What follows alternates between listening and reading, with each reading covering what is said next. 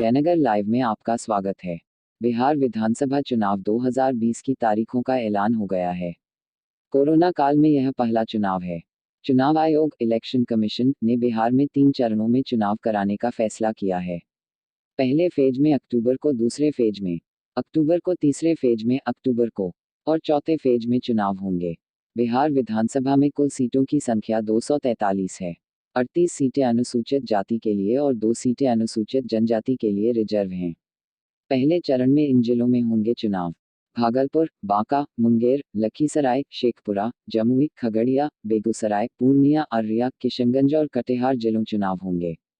दूसरे चरण में इन जिलों में होंगे चुनाव: बोधगया सहित 7 जिले, जहानाबाद, अरवल, नवादा, औरंगाबाद, कैमूर और रोहतास में चुनाव होंगे।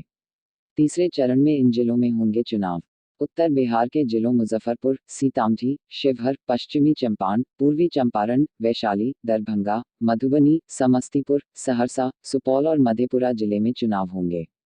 आखिरी चरण में इन जिलों में होंगे चुनाव: पटना सहित बक्सर, सारण, भोजपुर, नालंदा, गोपालगंज और सीवान में चुनाव होंगे। पिछला विधानसभा चुनाव 7 चरणों में संपन्न कराए गए थे। इस बार कोरोना और बाढ़ के चलते कम चरणों में चुनाव कराए जा रहे हैं। बता दें कि बिहार विधानसभा का कार्यकाल 29 नवंबर को समाप्त हो रहा है।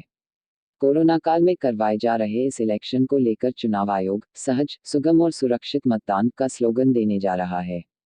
इस बार के बिहार विधानसभा चुनाव में कोविड-19 संक्रमित मरीजों, दिव्यांगों और 80 वर्ष से अधिक आयु वाले मतदाताओं के लिए पोस्टल बैलेट की सुविधा दी जा रही है। कैसे होंगे चुनाव? कोरोना काल में चुनाव कराने के लिए चुनाव आयोग ने विस्तृत दिशा निर्देश जारी किए हैं।